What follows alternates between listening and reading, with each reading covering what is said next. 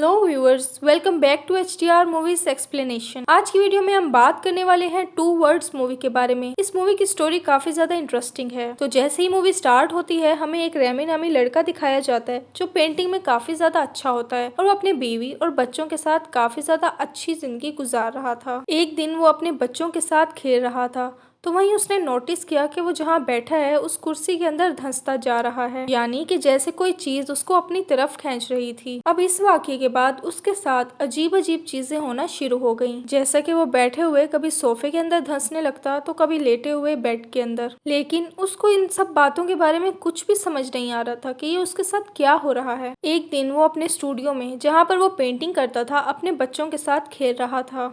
इसके बाद काम करते हुए वो अपना पानी का टैप बंद करना भूल जाता है, जिसकी वजह से उसका सारा स्टूडियो पानी से भर जाता है। उसकी छोटी सी गलती की वजह से उसका सारा स्टूडियो और उसका सामान बर्बाद हो जाता है। अब वो अपनी पेंटिंग्स बचाने की कोशिश करता है।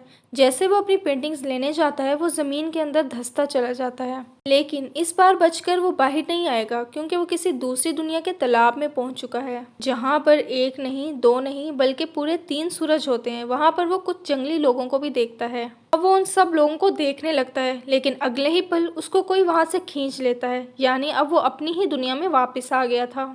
उसको ये सब बिल्कुल भी ठीक नहीं लग रहा था। उसको इस बात का अंदाजा तो था कि ये कोई मेरा वहम नहीं है बल्कि मेरे साथ कुछ गलत हो रहा है। वो अपनी ये सारी बातें अपनी बीवी से शेयर करता है, लेकिन वो तो उसकी किसी भी बात का यकीन नहीं करती। एक्चुअली रेमी की बीवी अपने बॉस को पसंद करती है और वो रेमी को छोड़ना चाहती है। अब बेचारे रेमी के पास तो कुछ भी नहीं बचा था, ना ही उसका स्टूडियो और ना ही उसकी बीवी। अब यहाँ तक कि रेमी की बीवी अपने बॉस को घर भी ले आती है रेमी से मिलवाने, लेकिन यहाँ पर रेमी को कुछ भी समझ नहीं आ रहा होता। वो आराम से उनकी बातें मानता रहता है, बल्कि रेमी उन सबको कहता है कि मैं कुछ ही दिनों बाद ये घर छोड़कर चला जाऊंगा।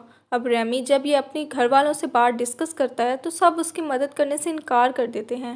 अब रेमी किचन में कॉफ़ी बनाने के लिए चला जाता है, लेकिन अब वहाँ पर उसके साथ अजीब अजीब चीज़ें होना शुरू हो जाती हैं। उसकी बिल्ली हवा में जाकर रुक जाती है। वो उसको हिलाना भी चाह रहा होता है, लेकिन नहीं। वो अपने आसपास की सारी चीज़ों को देखता है, सब कुछ रुक गया था। ज़मीन लिक्विड जैसी होने लगी थी और अब वो ज़मीन में धंसता जा रहा था। अचानक से वो अपने घर से एक जंगल में आ गया था। जैसे ही जंगल में पहुंचता है तो वहाँ देखता है कि जंगली लोग जानवर को काट कर पका रहे हैं। रेमी उन जंगली लोगों से मदद मांगने लगता है, लेकिन वो तो उसको अपना खाना समझ रहे थे। अब वो रेमी को पकड़ने के लिए उसके पीछे भागने लगते हैं। रेमी भी अपनी जान बचाते हुए उनसे दूर निकल जाता है। अब भागते भागते जंगल में रेमी एक केव में आकर छुप जाता है। केव में जाते ही अचानक से उसे कुछ और चीज खींचने लगती है और वो वापस अपने घर आ जाता है। अब किचन में सारी चीजें बिखरी हुई थी, लेकिन कोई भी रेमी की बात पर यकीन करने को तैयार ही नहीं था। उसके सब घर वाले समझते हैं कि रेमी पागल हो गया है। तभी रेमी वहीं पर बेहोश हो जाता है। अब उसकी आंख एक हॉस्पिटल में खुलती है, लेकिन वहां पर डॉक्टर भी उसकी किसी भी बात पर यकीन करने को तैयार ही नहीं थे। अब रेमी जब अपने स्टूडियो में वापस जाता है तो वहां पर बैंक वाले, कस्टमर सब अपने पैसे लेने के लिए आए होते हैं, और जब वो रेमी से बात कर रहे होते हैं तो अचानक ही सब हिलना जुलना और बोलना बंद हो जाते हैं। रेमी फिर से जमीन में धंसने लगता है। रेमी उन सबको कहता है कि देखो मेरी तरफ, इधर मुझे बचाओ, लेकिन कोई भी उसकी तरफ नहीं देख रहा था क्योंकि वो सब तो स्टक हो चुके थे। अब वो तीसरी बार उस दूसरी दुनिया में पहुंच गया था। वहाँ पर बहुत ज्यादा जंगली लोग थे। वो उसको देख के ऐसे लग रहा था कि जैसे वो रेमी का ही इंतजार कर रहे हों, और इशारों में ही रेमी को उनकी बात समझ आती है कि वो उसको उड़ने के लिए कह रहे हैं। और अब रेमी को भी ये लगता है कि शायद वो उड़ सकता है, लेकिन जैसे वो उड़ने की कोशिश करता है वो बेचारा नीचे जमीन पर जाकर गिरता है। अब वो जंगली लोग वहां पर रेमी को जबरदस्ती एक जादुई फल खिला देते हैं, जिसको खाते ही वो उनकी जुबान समझने लगता है। उस कबीले का सरदार रेमी को समझाता है कि आखिर वो उनकी दुनिया में आया ही कैसे। असल में वो बताता है कि वो सब लोग एक जोतान नामी जंगली जानवर से काफी ज्यादा परेशान थे। वो राक्षस किसी को भी दिल चाहता था उठा लेता था और उसको खत्म कर देता था। तो इससे निजात पाने के लिए उनको एक किताब से पता चलता है कि दूसरी दुनिया के एक आदमी ही इन्हें सब इस चीज से निजात दिला सकता है। इसीलिए वो सब जादू करके रेमी को अपनी दुनिया में लाने की कोशिश कर रहे थे। अब हमें यहाँ पर पता चलता है कि जो कुछ भी रेमी के साथ हो रहा था वो इनके जादू की वजह से हो रहा था, लेकिन यहाँ पर रेमी उनकी मदद के लिए साफ इनकार कर देता है। अब वो लोग रेमी को किसी न किसी तरह बस मनाना चाहते थे, तो इसीलिए वो रेमी को अब डराने के लिए उल्टा भी लटका देते हैं कि कहीं शायद ये मान जाए। अब वो लोग रेमी को एक जगह पर बंद कर देते हैं जहाँ पर वो जोटान को मारने के लिए प्लान बनाएगा। अब जैसे ही रैमी वहाँ पर पड़े एक तरबूज को हाथ लगाता है तो वापस वो अपनी दुनिया में आ जाता है। अब वापस आते ही वो किसी को कुछ नहीं बताता, क्योंकि अब उसे पता लग गया था कि उसके साथ ये क्यों हो रहा है। वो इस बारे में लाइब्रेरी जाकर गूगल में भी सर्च करता है, लेकिन कोई फायदा नहीं, उसको कुछ भी नहीं मिला था। अब वो इस सब से तंग आकर एक ताकत की चीजें लेना शुरू कर देता है ताकि वो जोटान राक्षस को हरा सके, क्योंकि वो जानता था कि वो जंगली लोग इसको ऐसे तो नहीं छोड़ेंगे। अब वो दोबारा से उन लोगों के पास आ जाता है। जैसे वो यहाँ पर आता है तो वो जंगली लोग उसे एक तलवार देते हैं और पूछते हैं कि हम जोटान से कैसे बच सकते हैं।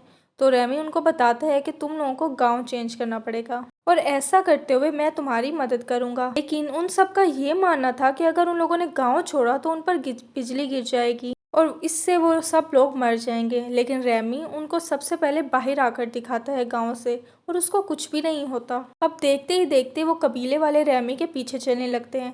रास्ते में जाते हुए जोटान के दो आदमी उनको तंग करने लगते हैं, लेकिन रेमी यहाँ पर काफ़ी ज़्यादा बहादुरी से उनका मुकाबला करता है और यहाँ पर एक को तो मार ही देता है। और ये सब देखने के बाद वो कबीले के लोग रेमी को अपना सरदार मानने लगे थे और अब वो वापस से अपनी दुनिया में आकर लड़ाई करने के नए नए तरीके ढूंढने लगता है कि कैसे दुश्मन को हराया जा सकता है। इसके बाद वो कबीले वालों के पास वापस जाकर उन सबको भी ये तरकीब बताता है। उनके अंदर ये जज्बा पैदा करता है कि किस तरह से वो अपने प्यारों की हिफाजत कर सकते हैं। अब इसके बाद रेमी अपनी दुनिया में वापस आकर अपने बेटे के साथ थोड़ा सा टाइम स्पेंड करता है और वापस ही उन्हीं कबीले वालों की दुनिया में चला जाता है। वहाँ जाते ही देखता है कि वहाँ पर तो जंग छिड़ चुकी थी। जोटान के आदमी कबीले वालों पर भारी पड़ रहे थे और उनमें से तो काफ़ी ज़्यादा लोग मर भी चुके थे। अब रेमी उनमें से लोगों को बचाकर किसी और जगह ले आता है। यहाँ पर वो कबीले वालों को अपनी एक तरकीब बताता है। वो जोटान के आदमियों के पास जाकर उनकी काफ़ी ज़्यादा बेइज्जती करता है, उनको मारता भी है और ये सब करने के बाद वहाँ से भागने लगता है। जोटान के आदमी भी उसका पीछा करने के लिए उसके पीछे भागने लगते हैं। अब जैसे वो अपने कबीले वालों के करीब पहुंचता है तो उन्हें कहता है कि इन पर हमला कर दो, और ये प्लान उसका कामयाब हो चुका था। रेमी खुद एक दरख्त के नीचे जाकर छुप जाता है। अब वो कबीले वाले जोटान के आदमियों पर तीर चला रहे थे, जिसकी वजह से सारे दुश्मन के आदमी मर चुके थे। अब वो कबीले के सारे लोग रेमी के आगे सर झुका लेते हैं। अब वो उनका राजा बन चुका था। अब देखते ही देखते रेमी ने टेक्नोलॉजी का इस्तेमाल करते हुए गांव में बहुत कुछ बनवाया। अब वो कबीले वाले उसे अपना गॉड समझने लगे थे। रेमी को यहाँ पर हर चीज की सहूलत थी। वो बिल्कुल बादशाह की तरह जिंदगी गुजार रहा था। वक्त के साथ साथ सब कुछ बदलने लगता है। जहाँ पर रेमी कभी एक बुज़दिल इंसान हुआ करता था, अब वो बहादुर बन चुका था। अब रेमी इस हद तक बदल चुका था कि वो कबीले वालों के साथ, जिन्होंने उसे अपना गॉड माना हुआ है, उनके साथ बुरा सलूक करने लगा था, यानी कि गुलामों जैसा। पहले पहले तो वो उसका चीजें मानने लगते हैं, लेकिन वक्त गुजरने के साथ साथ जब उसका जुल्म काफी ज्यादा बढ़ता जाता है तो वो उसके खिलाफ आवाज उठा लेते हैं। रेमी उनसे बात करने की भी कोशिश करता है, लेकिन वहाँ पर अब कोई नहीं मानता। अब वहाँ के कुछ लोग रेमी को पकड़कर मारने ही वाले होते हैं, तो वहीं पर वो जमीन के अंदर धंस जाता है। अब वो दोबारा से अपनी इस दुनिया में आ गया था। रेमी सबक सीख चुका था। लोगों को राजा इसकी जरूरत नहीं होती जो उन लोगों के साथ गुलामों जैसा सलूक करे। अब वो जैसे अपनी दुनिया में आता है तो अपनी पेंटिंग्स वगैरह दोबारा शुरू करने के लिए अपने दोस्त से मदद मांगता है। अब रेमी की जिंदगी में एक लड़की भी आ चुकी थी। वो काफी ज्यादा खुश रहने लगा था, लेकिन जैसे वो लड़की उसको टच करती है वो दोबारा उसी दुनिया में धंस जाता है। और वहाँ पर वो कबीले के लोग उसको बताते हैं कि अभी तुमने जोटान को मारना है, तभी तुम यहाँ से जा सकोगे। हालांकि रेमी अब इन सब में नहीं पड़ना चाहता था, लेकिन वो जबरदस्ती वहाँ उसको जोटान की केव में फेंक देते हैं। अब रेमी को जोटान के साथ लड़ते हुए काफी डर लग रहा था, लेकिन ऐसे ही वो अपने हथियार हवा में उछाल के फेंकता है और सीधा ही वो जोटान को जाकर लगता है। जोटान राक्षस अब इस तरह मर चुका था। काफी ज्यादा लोग उसको देखकर बहुत खुश हो रहे थे। अब सारे कबीले के लोग रेमी को देखकर बहुत ज़्यादा खुश थे। अब कबीले वालों की आखिरी रस्म भी रहती थी, जिसमें उन्होंने रेमी को मारकर उनको खाना था। लेकिन जैसे ही रेमी को ये पता लगता है तो वो डर कर वहाँ से भागने लगता है। जैसे ही रेमी भागने लगता है तो वो आदमी जिसने रेमी पर जादू किया था वो एक काली सी अजीब सी चीज़ आग में फेंक देता है, जिसकी वजह से रेमी अब कभी भी अपनी दुनिया में नहीं जा सकेगा। कबीले के सब लोग उसे पकड़ लेते हैं और रेमी को मारने ही वाले थे कि वहाँ पर कुछ कबीले के और लोग वो जलती हुई चीज़ को उठाकर पानी में फेंक देते हैं, जिससे रेमी की आंख दोबारा एक हॉस्पिटल में खुलती है। अब हॉस्पिटल में उसकी बीवी और वो लड़की भी थी जो उसे पसंद करती थी। और अब जैसे ही उस लड़की को पता लगता है कि उसकी बीवी के साथ रेमी का डिवोर्स तो अभी तक नहीं हुआ, तो वो उसे छोड़कर वहाँ से चली जाती है। अब उसकी बीवी को भी ये एहसास हो चुका था कि उसने जो सब भी रेमी के साथ किया वो बहुत ज़्यादा गलत था। और अब इधर दूसरी दुनिया में उन सब लोगों ने रेमी का स्टैचू बनाकर उसको हमेशा के लिए याद रखा था। अब मूवी के एंड में रेमी अपनी फैमिली के साथ बीच पर होता है, जहाँ पर वो सब कुछ ठीक हो चुका था और सब लोग काफ़ी ज़्यादा खुश थे।